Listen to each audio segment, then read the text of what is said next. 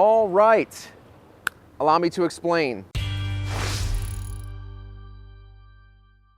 These last couple months, clearly I have been car shopping. In preparation for my VK swap, I put a call out to all of you and I asked for inexpensive Titans and Xterras, and you definitely came through, so I appreciate you very, very much. A couple months ago, I picked up the tan one here in the center, and that was going to be the VK swap candidate, but then later on, Duncan from Nissan Parts Puller found me a much better candidate. So I went down to Alabama, picked that one up, and lo and behold, I had 3 Xterras. Now, right off the bat, if you've been following along, you know that the tan one is going to go away. I did as much as I could to sort of, pretty up the front end, and it is technically running, and I have a couple irons in the fire on getting rid of that. So that one, out of the way. This guy here is actually going to get the VK. This is the one from Duncan. It has an excellent body, almost zero rust, a little bit funky interior, and obviously needs to be cleaned, but other than that, it's ready to rock. That one has a bad engine. We're gonna pull it out possibly for a future project. And then lastly, we have our Titans. Now, the white Titan, that is the one that you've seen on the channel, done a lot of work to it, a lot of suspension work, a lot of interior work, and of course rebuilt the entire engine. Now that one is going to donate the engine to the black Xterra. But I didn't want to be without a Titan. I want to continue bringing Titan content to the channel. So I went over to Pennsylvania and picked this up from Richard. So thank you so much, Richard, for an excellent deal. And just about everything that I put into the white Titan, I'm going to take off and I'm going to put it into the blue one here. That way I have a nice functional Titan, and like I said, I can keep bringing you guys Titan content. But enough talk, let's get the black Xterra in the garage and get that engine out and start the swap.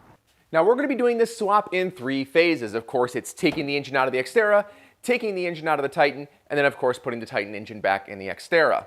That's the order in which we're going to do it, and it's going to be done in hopefully less than 10 videos. And one thing I want to mention before we get started is that this should not be your single source of truth. I'm of course pleased that you're here, and I want you to use this as one of your sources of information, but I do want you to go research elsewhere. Many people have done this job before I'm attempting it, so I'm definitely using some of their knowledge. I went through the forums and read some posts, and I'm going to be working with Duncan from Nissan Parts Puller as I go through this process. Specifically, I read through JOSX2's guide on Xterra Nation, and I've read through Sinister Frontier's guide on the new X. So thanks to both of you guys for going through this and kind of showing us the way.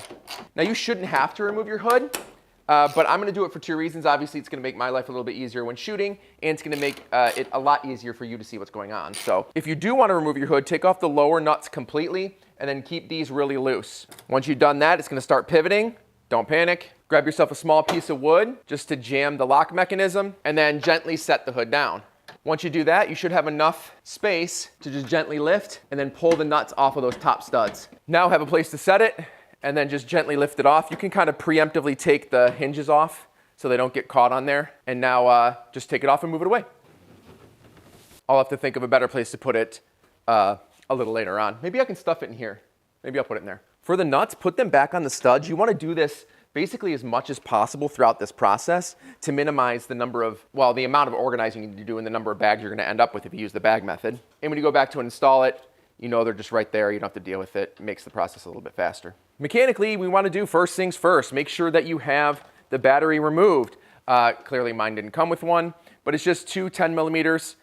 Use a deep socket, pull them off, and there you go. Bob's your uncle. Safely set that aside, and now we know everything is discharged and we can go crazy. This is interesting though. I just found a fused line on the positive terminal and it goes up front somewhere.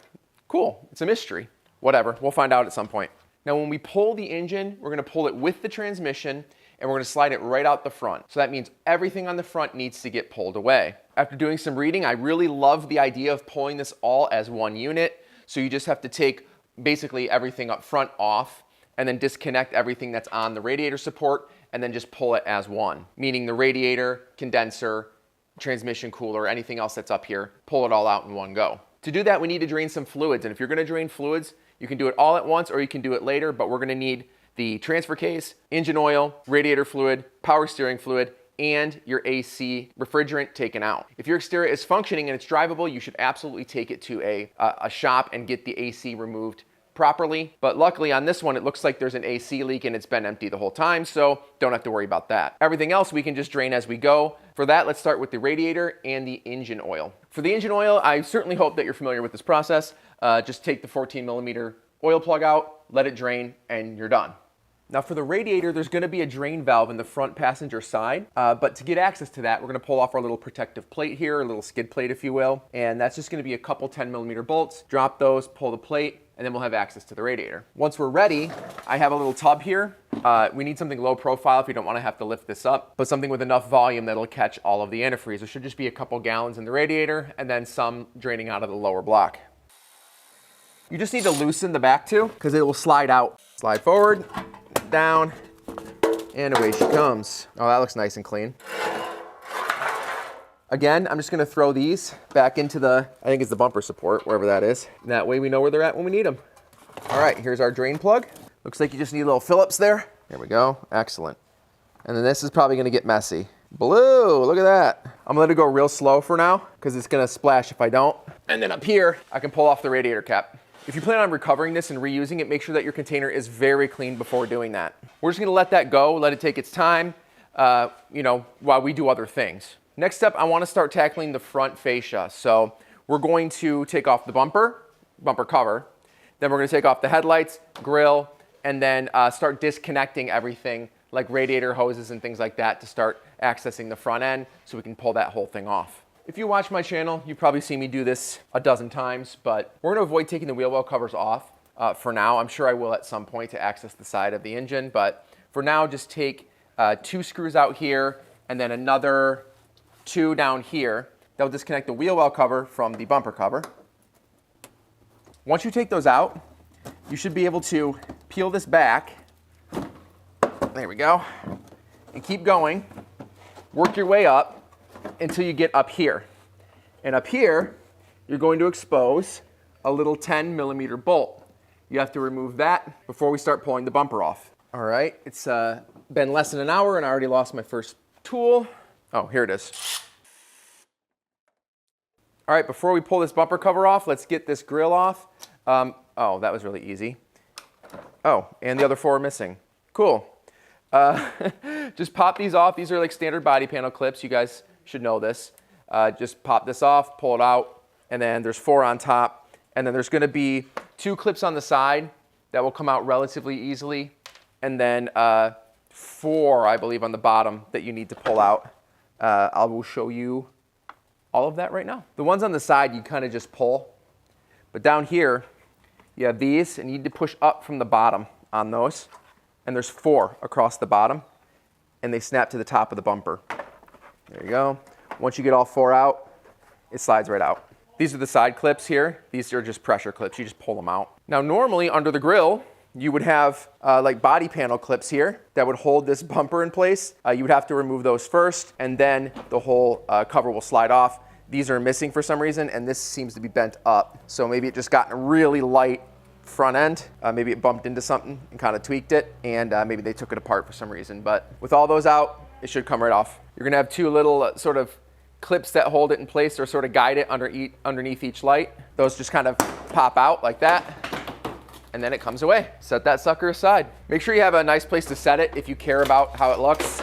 Mine, not so much. Next up, let's tackle the headlights. You're gonna have 1, 2, 3, 4, 5. You're gonna have 5 bolts there, and I believe those are gonna be 10mm. I would be shocked if they weren't. Yes. So pull those out, and then you can pull the electronics, especially on the side we pulled the battery. You can pull those out preemptively or after you pull it out, either one. So knock those out. All these are pretty simple. Just push down on that one, pull it out. Same down here, but it's on the side. These tend to be a little bit harder. There we go. And then this last one, of course, again, push down. Only this guy, hold on. Let's get a little tool here. Push down on that. There we go. We had to push down on this little tab here. Once those are free, gently set it aside. And then, of course, do the same on the other side. For organization of all of the nuts and bolts, we're doing the tried and true baggy method. So you want to just go through and make sure that you have everything organized as you go. So we're just going to do 1 or 2 steps at a time and then organize all of the bolts into little bags and set them aside. So here we go, got that, and it's headlights. So while we were taking the whole front apart, the radiator finished draining, so that's good. I put the plug back in there, and then I slid out my drain pan for the radiator, and then I slid in a non-oil drain pan for our transmission fluid. So this one looks like it already had the bypass done, so it was bypassing the transmission cooler inside the radiator. You can tell just because they have the inlet and the outlet just tied together with a hose. So we just need to take the two transmission lines from the lines coming from, of course, the transmission up the side of the engine, and they're right next to the oil cooler. So we just got to pop those off with some needle nose pliers and then let those drain into a pan. Then after that, we'll tackle the power steering. All right, let's see how complicated this is going to be. Shouldn't be too bad. This one here, and then this one right here. They're right next to each other. They're hard lines going back to the transmission, and then they turn into soft lines when they go to the coolers. All right, after about 5 minutes of fiddling with it, I got them off here. So we're just gonna slowly pull these off. I'm actually gonna use my needle nose here to spin these on their things. Yeah, there we go. Break it loose, and then we can hopefully, yeah, awesome. Easy peasy. There's one, and grab the other one. Oh yeah, other one's sliding right off. And there's two. Perfect. And then, what was that? Oh, a little mud dauber nest or whatever they're called. We're gonna let those drain for a while. That's gonna be, this is the transmission cooler, and the transmission side, almost nothing's coming out, so I'm not really too worried about that. We'll let that be. And I realize I think I just had the camera too low. The two lines are right there. Since we're down here and we already have our needle nose, let's grab the lower radiator hose, and then when we get up top, we'll do the upper. And is that the fan shroud? Oh, yeah, okay. Fan shroud is just kind of shattered and chilling in there, whatever. So there you go, grab that, pull that back. Awesome. That's probably, if it hasn't been removed, it'll be tough to get off. This one, clearly they've messed with some of the cooling stuff here. So you know what, I'm gonna grab my tray. I know this should be empty, but you know how it goes. Grabbing that just to have it. It's already looking juicy. Yep, sure enough. There we go. Just a tiny bit, but better in there than on the garage floor. All right, let's go grab the top one. Now the top one really shouldn't have anything in it, right? Because if there's none down there, there's none up here. That's how liquid works, generally speaking. All right, there we go. Pop that off. Awesome. All right, next up, let's knock out power steering. They're gonna have two lines, of course. You have inlet and outlet. You have one line here, which is just below where the battery sits, and the other one's on the other side, and we'll talk about that in a minute. For this one, I'll probably go underneath. The clamp is kind of annoyingly facing down, and so I'll just have to get some needle nose pliers and grab them from down below. And make sure you have a pan before you pull this off. In this particular vehicle, it's been leaking power steering fluid basically ever since I set eyes on it. Not only did I probably leave a trail of power steering fluid from Alabama all the way back up here, but it also left two giant puddles on the floor once I parked it into the garage. Not only that, but the reservoir is also just completely empty. For you, make sure you have a pan down below and that you can catch as much fluid as comes out. In my particular case, there's probably not gonna be much. Luckily, the wheel well cover being kind of sagging gives me a lot of access right in front of the tire. There we go. Just gonna twist that a little bit. It already looks pretty damn loose. Let's see if I can just stuff my hand down here. I'm gonna have to hold the other side so I can put pressure on it. You probably can't see this, and I apologize. There it goes. Well, there's a good amount there. Luckily, I totally had the pan down there the whole time. We're gonna let that drain, then I'm gonna plug it with one of the little plugs here, and then we can move on. Now the other little guy is on this side, driver's side, and it has a little 90-degree bend here, and it goes back towards the engine.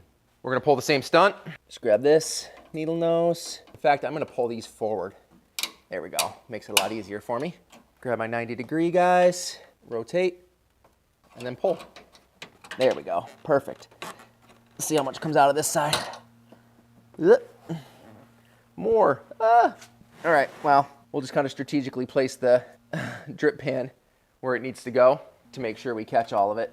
Again, very little, so I'm not terribly concerned. Once it drains, I'll plug it just like the other side. All right, just a couple more things here. We wanna get the AC lines. There's lines on both sides of the condenser that need to come off. I think there's just the two, which makes sense.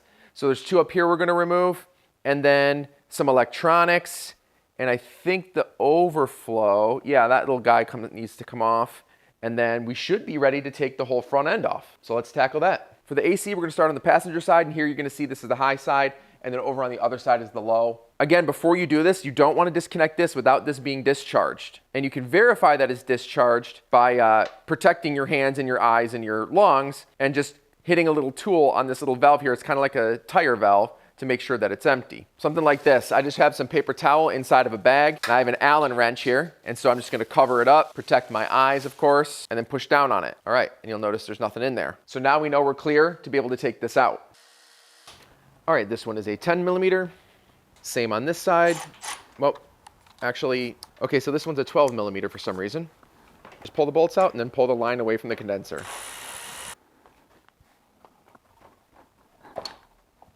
All right, a couple more things before we are able to pull this off. I'm gonna go ahead and remove our mystery wire here, and I'm gonna pull it because it's running underneath the radiator top mounts. And then we have a couple electronics, and then we have our overflow. That runs over here to the reservoir, so let's just pull that out. Should be pretty quick and easy. That's just another hose clamp. Pull that off. There we go. And then just pop it out from the mounts on the back of the radiator. Excellent. Down here we have two electrical connectors, one right here below the AC line, and then another one right here, if we pull up on that. That was probably mounted somewhere previously, looks like it was. And that's gonna be, I think that's the fan. Awesome. And it looks like there's another one up front here. Actually, I don't know what this is. Maybe that's an airbag sensor or something? And I have no idea how to get it out. One second. I don't want to damage it, and I don't see any obvious pin to pull, or to push, that is. So I think I'm just going to unscrew this, and I think it'll just come right off. Oh, it's on the bottom, of course. Why would they do that? So I'm just going to unwind it. It's kind of wrapped around here, and then, oh, it's connected up here as well. So we'll very gently set it over there. It just needs to be yanked out of this. It's one of those little Christmas tree-esque ones. There we go, and that's it. Set that aside. Now that I can easily disconnect it, I am going to do that. So I'm just going to pop this off and then reinstall it. And also pull the giant spider nest out of here as well. I think we're in pretty excellent shape here. I'm going to go back through and just kind of make sure I haven't missed anything. And, well, I can already tell you I did miss something. And that is the front latch. Front latch needs to come off, so we'll do that. I think that's it. Yeah, so let's just pull this latch off. I think these are 12 millimeters. I just messed with that on the other Xterra. They indeed are. And this is just going to be linked in a couple places, 2 places on the cross member. So remove those, pop it off, we should be ready to rock.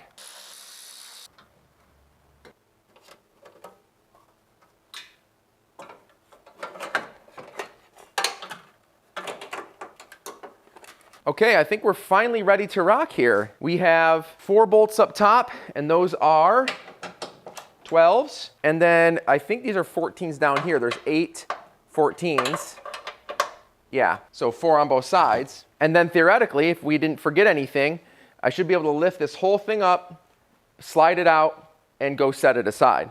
The top ones I'm going to loosen and then leave in, and then all 8 below I'm going to fully remove.